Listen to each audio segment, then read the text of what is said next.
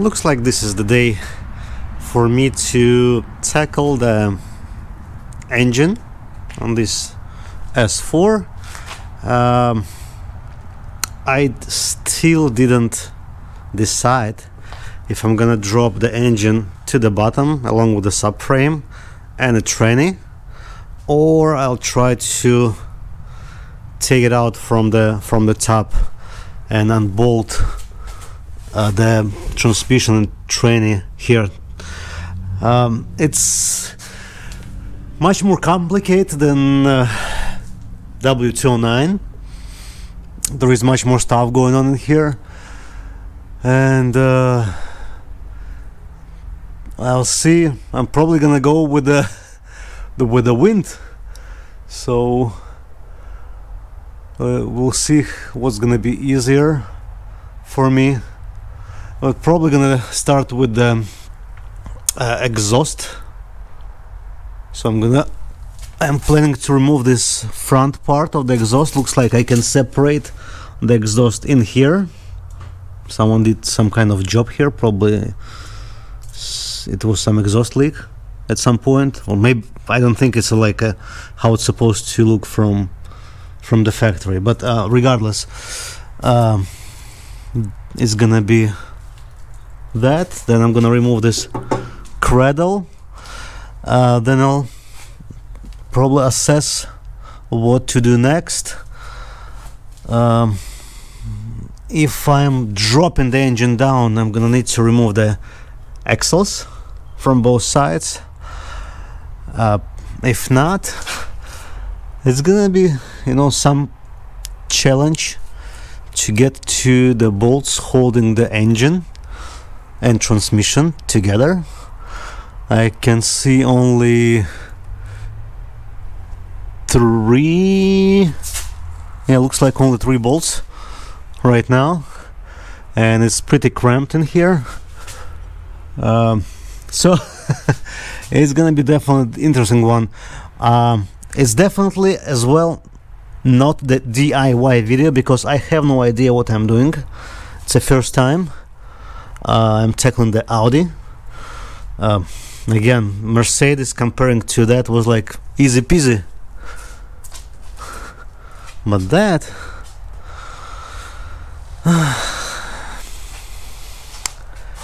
it's a lot of stuff going on here. All right, forgot to add, I need to evacuate the cooling system, not the cooling but the AC system, because it still has the gas inside, and I still have my tank almost empty. I guess there are just a couple pounds of freon inside.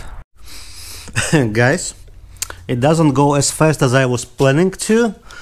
So yesterday, pretty much half of the day, I was fighting with the bolts holding the kind of brace in between. This one, and there is one casualty, so one bolt snapped. So we'll get back to this later. So 5 bolts came out, actually 4 bolts came out relatively easy. One bolt I was struggling probably for an hour, and you can see even the grooves from the bolt thread. I was going back and forth because it was sitting so tight in this nut. And the nut was already started to spin. However, it's kind of square. It's not supposed to spin in this area. But eventually I was able to remove the bolt. The last one snapped. Same thing happened with the which side? With the exhaust. You can see one nut is there, this one snapped, and one nut is up there, and those 3 nuts I was able to remove. So what makes this slightly harder than the Mercedes is that you cannot get an easy access to the nut that is located above the pipe. You cannot see this nut. It's like on the top, And even worse, on this side, the upper stud and nut, the nut is covered by the it's not a header, it's still a downpipe with the catalytic converter, but it's gonna be like a DIY short video. Those two lower nuts are fairly easy accessible, with the either the normal 12 millimeter wrench.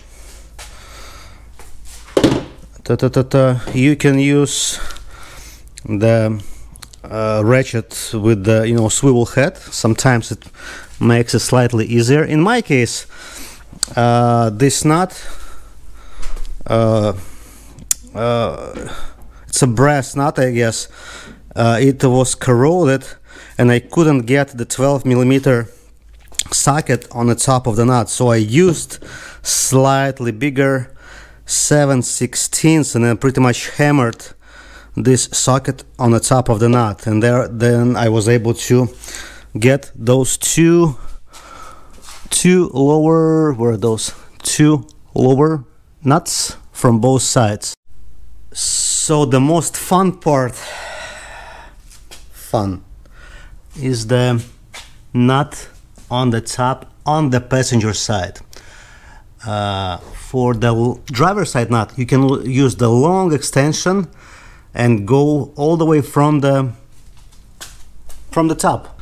So it's kind of straight shot to the nut and you can undo it fairly quickly. But this trick doesn't work with the passenger side nut because it's not a header, but I'm gonna call it header, that thing. It's on the way, and the only way to get to this bolt with the long extension if you have two swivel heads, but in my experience you cannot operate kind of the shaft with the two swivel connections. It won't apply any force to the nut. So there are actually three ways you can try to tackle this upper nut. The first one, it also depends what is the condition of this upper nut. If it's still fine, still good shape, you can use this 12 millimeter, I guess it calls crow foot attachment. 12 millimeter crow foot attachment. So how it works, you put it on the, let's say, 3/8 extension, and you then put it on the top of the nut like I did, so it's holding right on the nut, and then you use the ratchet, or the ratchet, to rotate the nut like so. In my case it didn't work because the nut was in such a bad shape. It was pretty much stripping. This option will work very well for those whose nut is still in good shape. Then it's gonna be fairly easy to undo. In any case, I would recommend to spray it day before with some some penetrant like WD-40 or something else. All right, the next thing, it's magic tool. It's not exactly for this car or for this application, but there is the similar style wrench tool, whatever you want to call it, for 12 millimeter nut and shorter. It's probably gonna be this this long because there is pretty tight space, and On one end it's gonna be 3/8 for, you know, for the ratchet, or, you know, or for the extension. On the other end is gonna be a 12.12 millimeter thing for the nut, and it's gonna work pretty much same way as this tool. The only thing, it will have 12 point socket, which gonna have the better, you know, traction, let's say, on the nut. You may get lucky and use this kind of tool, but you will need to cut it. So or actually this is the 12 millimeter side. You're gonna need to cut it somewhere here, because this portion doesn't allow you to, you know, swivel back and forth. So it didn't work for me. However, if it would be just one long, you know, wrench without this second curve, it probably would work. What I ended up doing, that was I'm gonna give it credit for, you know, somebody else, what I found on the forum, on the Audi forum. So how it works, let me see if you can see anything.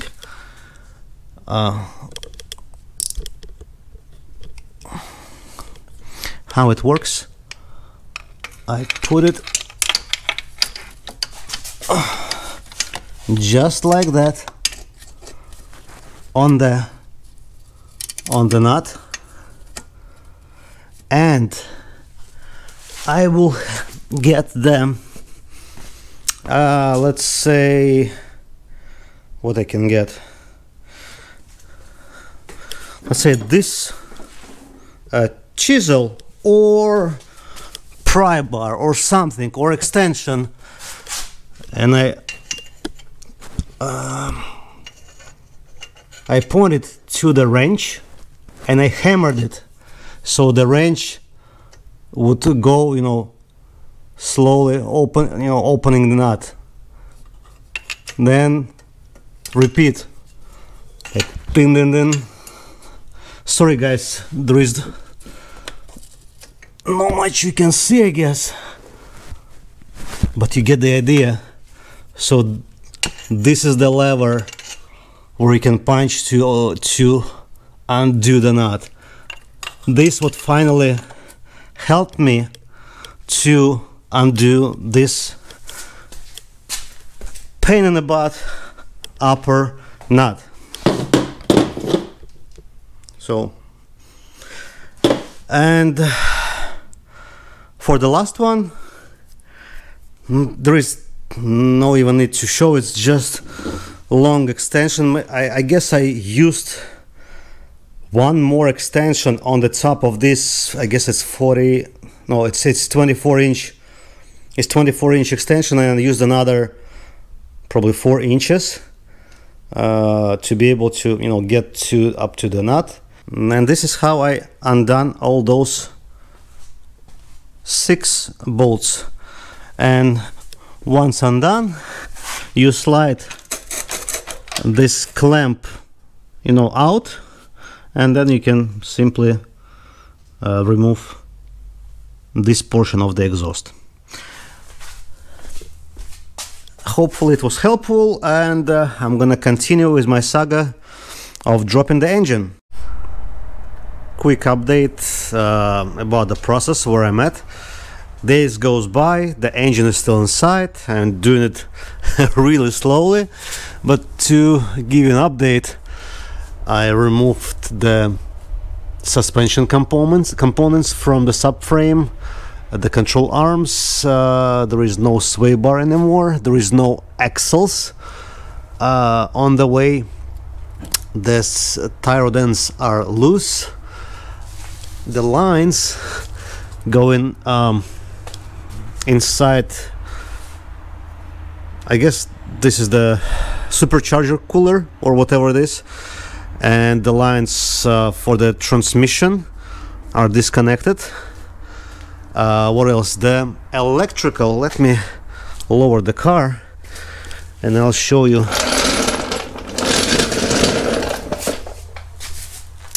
While I'm here, what else? What do I see?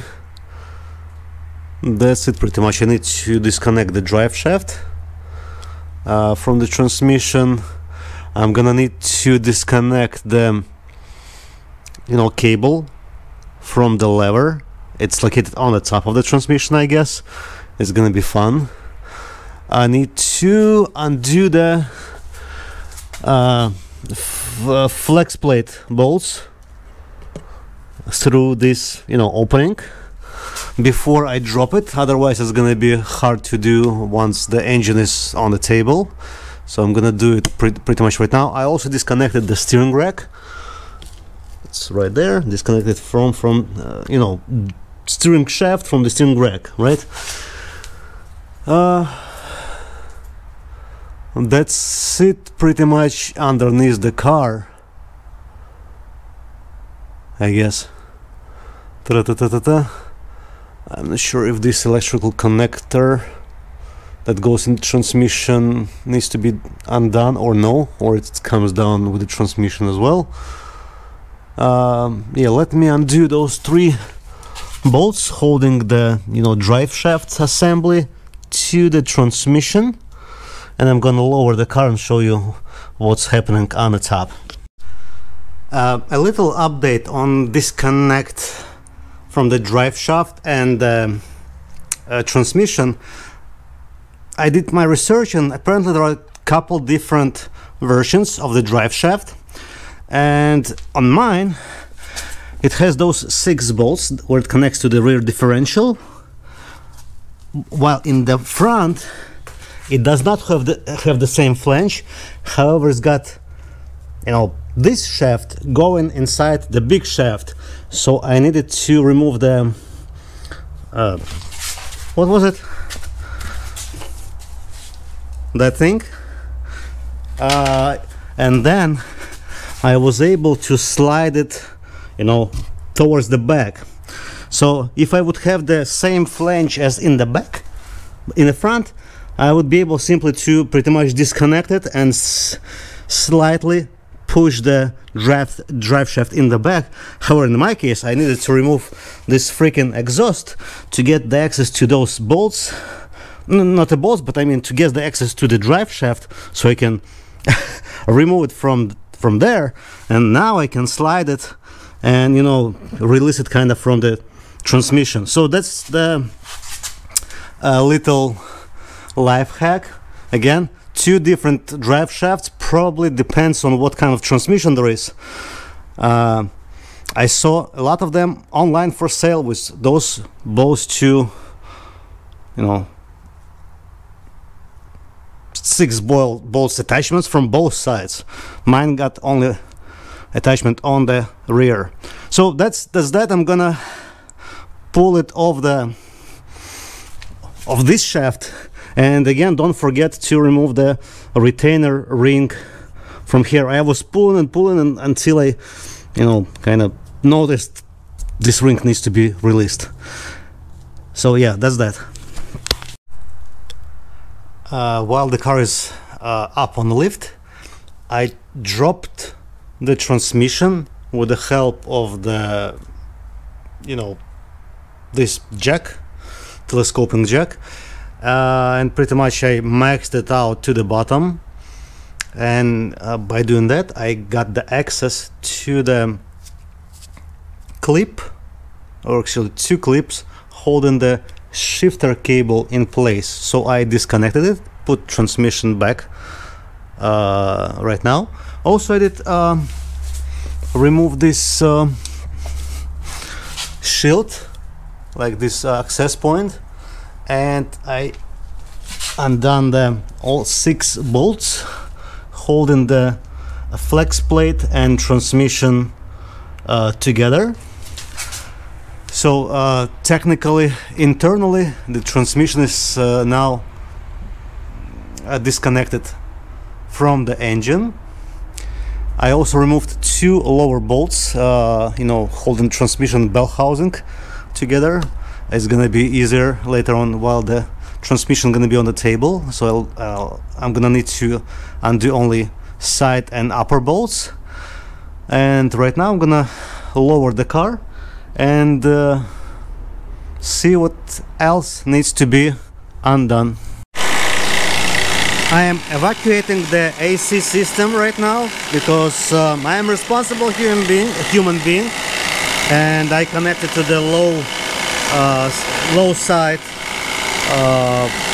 system using this Epion G5 AC evacuator. I found on this sticker that the system should contain approximately 570 grams, and I am at 270 grams right now, and it's slowly going up. 280, 285, 290, and it's somewhat slow process, but you know, it's 300 grams. I'm more than half done, and by the time we're gonna finish do that, I'll be able to unhook the AC, you know, system without harming our atmosphere. And this quite pricey setup. I would say the scales probably around 500, 600, 700 bucks if you're gonna go used. I am at 325 now, so about 200 grams to go, and that's it. Another milestone. The subframe, engine and transmission are hanging by this hydraulic lift or table only. All the subframe bolts has been removed. There is still connected AC system because there is no access to the bolt to unscrew the AC hose. So I'm gonna slightly lower the whole thing. Also, in the same time, checking the how they call tensile strengths of the lines. I forgot to disconnect. And what's dripping here? I don't see. It's probably from the radiator. So I'm gonna try very carefully. Very carefully.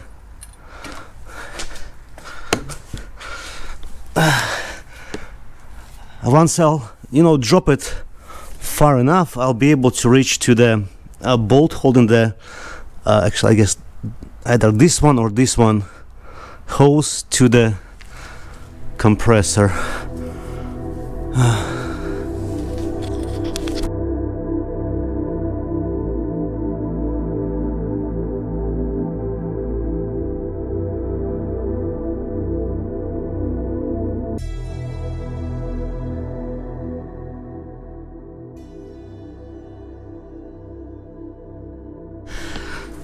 So now I dropped the whole thing probably, I don't know, maybe 10 inches or so. No, actually not 10, maybe 6 or 7. There is the bolt right here holding the one of the hoses, and I guess there is the next hose, the second hose right next to it. So I'm gonna undo those. And those are pretty much the last ones that are holding the whole thing attached to the car. Okay, I disconnected those AC lines, and I'm not sure why. Maybe there's some kind of check valve. I still got a spray of AC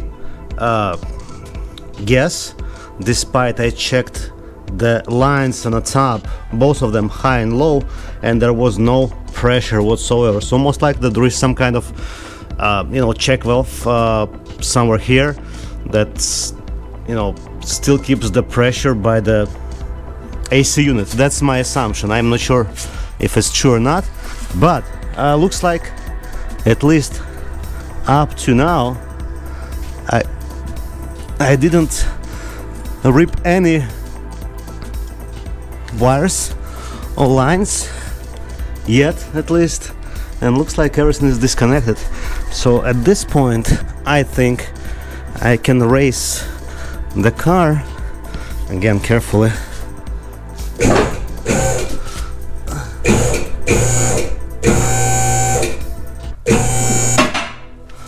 Let's do a final check. Nothing is connected here. This line is not connected. This is not connected. Okay, everything's clear. How do you think, guys? Do I need to put a support in the back of the car?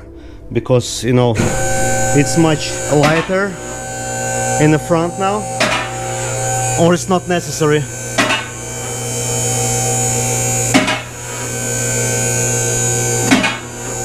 I can't believe I went this far.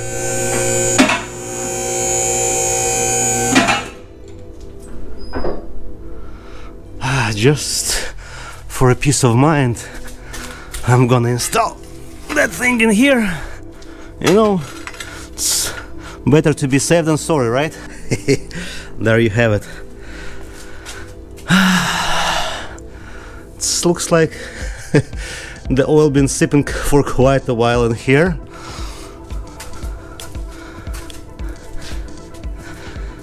And on this side too. And the oil in here is probably the oil that was dripping from the top and went all the way to the bottom. So it's kind of not a big deal. Oh my god, I can't believe. Woohoo! And it's still got a lot of stuff going on around. It's gonna be a challenge to get the access to the piston and the piston rod if I will go that far, because I spent already quite a lot of time simply dropping this engine. But that's gonna be it for today. It's gonna be Thanksgiving, so probably no more work. I just wanted to make it happen. I left this last step just for today. Alright, happy Thanksgiving, guys. Take care.